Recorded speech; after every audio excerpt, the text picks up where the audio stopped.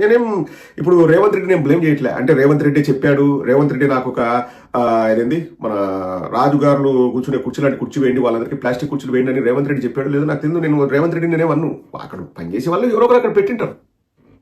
కానీ అదే జగన్మోహన్ రెడ్డి గారు అట్లా కుర్చీలో కూర్చొని కాలు మీద కాలు వేసుకుంటే స్టేటస్ మోహన్ నెక్స్ట్ రోజు ప్రెస్ మీట్.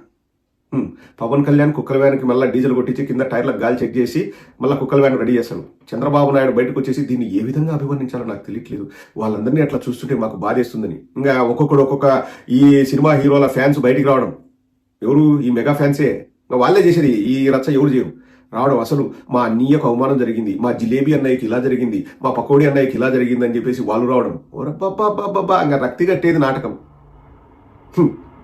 ఈరోజు అన్నీ మూసుకొని, ఎందుకంటే హైదరాబాద్ అది ఎక్కువ తక్కువ మాట్లాడితే హైదరాబాద్ అది. రేవంత్ రెడ్డి కరెక్ట్, నేనేం దాంట్లో తప్పు కొట్టాను. రేవంత్ రెడ్డి కరెక్ట్, దేవునికైనా దెబ్బే గురువు. ఈరోజు మరి స్టేటస్ మోహన్ బయటకు వచ్చి ప్రెస్ మీట్ పెడతాడా? స్టేటస్ మోహన్ 50 మీటర్ల అవతల కారు ఆపితే లోపలికి వస్తే రచ్చరచ్చ చేసినారే. జూనియర్ ఎన్టీఆర్ గారి తల్లి గారిని అంతగా దూషించితే బయటకు వచ్చి నోరు తెరిచి మాట మాత్రమే మాట్లాడవా స్టేటస్ మోహన్? ఎందుకు ఈ బతుకులు? ఎందుకు ఈ కుక్క బతుకులు? ఎందుకు ఈ సిగ్గులేని బతుకులు? అవకాశవాదం అంతా ఆడే ఉందండి.